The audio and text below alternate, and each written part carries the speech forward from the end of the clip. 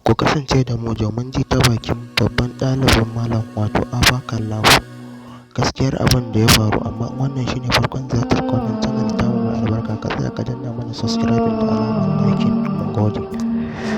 Bismillahir Rahmanir Rahim. Wassalatu wassalamu ala Rasulillah wa ala alihi wa sahbihi ajma'in. Amma ba'd, assalamu alaikum wa rahmatullahi wa barakatuh.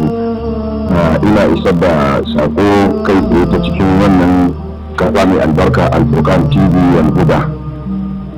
Kai tsaye da kuma sauran kafafen da wannan sako za ta isa. Sako ne daga malam jiya bayan mun idar da sallar la'asar ya fara min kira yace in matso kusa da shi. Na zo kusa da shi yace to ga sako in na tashi na zo in je in isar da al'umma. Kai tsaye biyan ban samu ba saboda ɗawainiyar malam ɗin da muke ta yi kai kawo. To a daidai wannan lokaci muke ƙoƙarin isar da ita a larki. Duk da wasu iyayenmu daga majalisun mu na duk intention sun riga dai sun isar. To sakon da malam yake faɗa yace na farko wannan al'amari daga Allah ne, kuma a kowa ya koma zuwa ga Allah. Bai yadda wani ya je a sanadiyyarsa ya je ya tashin hankali ko ya ɗaga hankali ba, saboda karantarwar malam bai karantar da mu haka ba. Ya sanar da ni cewa musulunci an gina ta akan zaman lafiya ne. Allah ya koyar da zaman lafiya ne, don haka shi yasa biyan musulunci duniya ta zauna lafiya. Kuma malam ya yi bayani cewa duk mabiyin manzon Allah sallallahu alaihi wasallam zai kwaikwayon manzon Allah. Annabi bai zo duniya don ya tada hankali ba, zuwansa duniya ne ma ya haɗa kan waɗanda arna ne da yawa suka zamanto cikin zaman lafiya.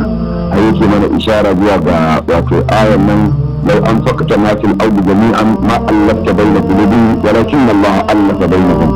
ba a ce ka ce da duk abin da ke doron duniya to baka saka haɗa kan tsakanin kafiran da suke ta gaba suke faɗa na 100 shekara 200 faɗa na shekara wato 50 faɗa na shekara 100 da aka yi ta yi, amma zan manzo Allah ya sa duniya ta zauna lafiya.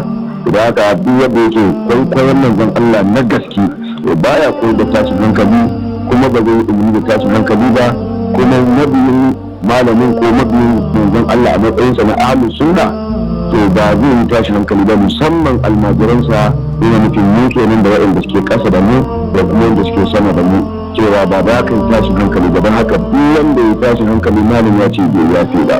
To wannan shine sakon da yace a isarwa kowane ne. Haka ko da za a ga wasu sun yi tashin hankali to lallai a nisanta su da mu, kar kuma a kusanta su da da'awar mu, balle a bata mana suna. An ji labarin akwai su bata gari da za su zo su yi wato ainihin wato mummunan al'amari don a nisanta su da mu, da ko da an samu su sun fito da irin siffar mu to lallai a kareta su ba da yawon mu suke yi ba. Kuma malam ya samu gayyata daga wajen jami'an tsaro